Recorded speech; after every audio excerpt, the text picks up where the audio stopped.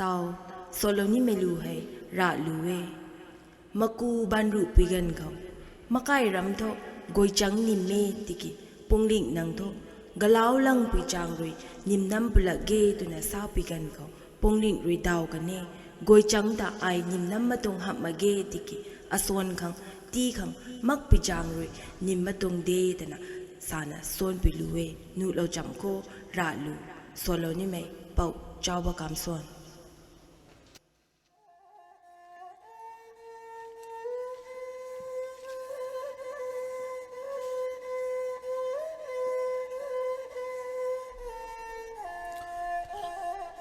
mai la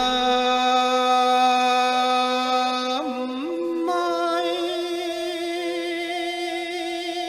ma cu guai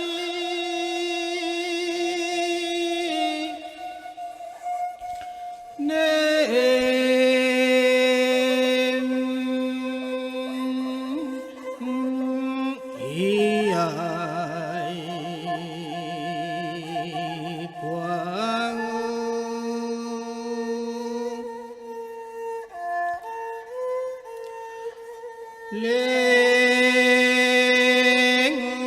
thang nắng nâu đây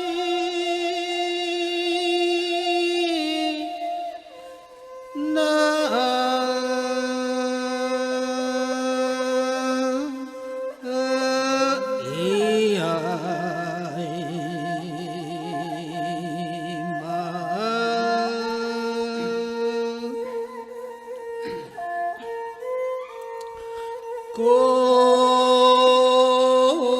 quay ta bên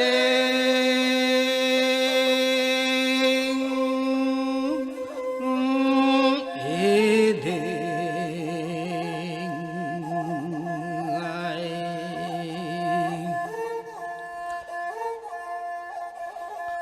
hoặc lên lối đau đớn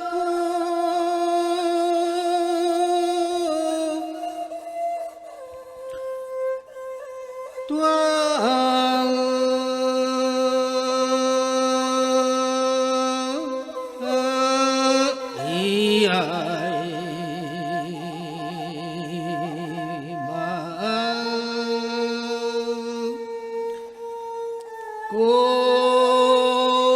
quay ta bên măng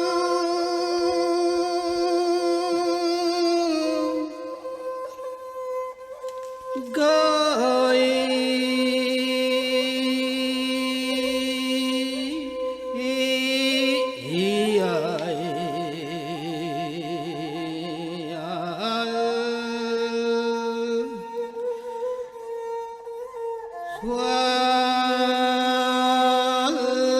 khang lâm nơi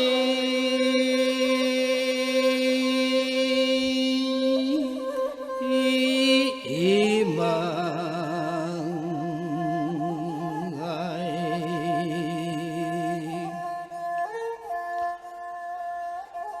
nặng xoa